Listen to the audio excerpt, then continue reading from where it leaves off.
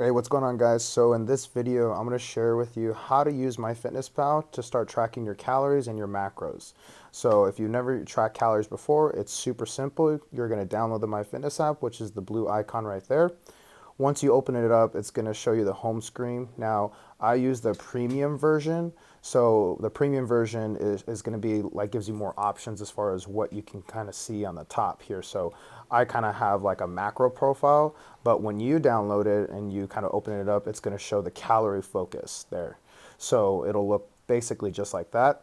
So after you put in your goals and like your body weight, it'll kind of spit out basically a calorie number goal for you to hit. So that'll be on the left.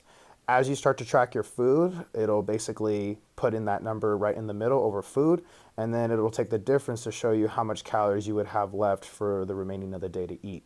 Now, the diary is going to be the main page you'll be on when you're tracking food. And I really like MyFitnessPal because it really does make it easy to track your food. So a very popular feature that I like to use is the scan barcode. So once you click that, you can basically just scan any food with a barcode on it.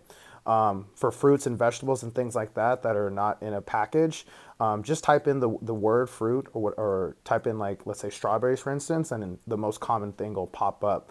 Now, once you get to this page and you have the food up, the serving size, you'll click that based upon obviously how you're measuring it. If you're using cups, you can use that. But obviously, if you have a food scale or anything like that, you can also choose different ways you want to measure it. But I kind of just leave that alone. I don't really mess with it too much.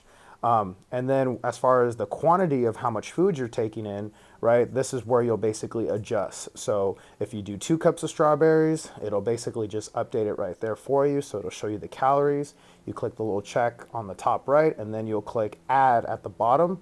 So then once you add it, then it's going to show you in the log for breakfast, let's say, how much you are eating. So it'll tally up all the calories for breakfast right there, and lunch and dinner and so on and so forth. So what I really like too about the app is that you're able to save your meals as templates for future tracking. So if you eat the same thing over and over again for breakfast or lunch or snacks even, you can go to your meal section and all the saved meal templates will be right there. So you can basically just click the little button and then click add, and then that way all the food that you would save for that meal would be right logged in at the touch of one button. So if you have any other questions about the app and how to track, just shoot me a message. I'll be happy to answer any questions you might have. But thanks for watching the video, guys. Now let's get tracking.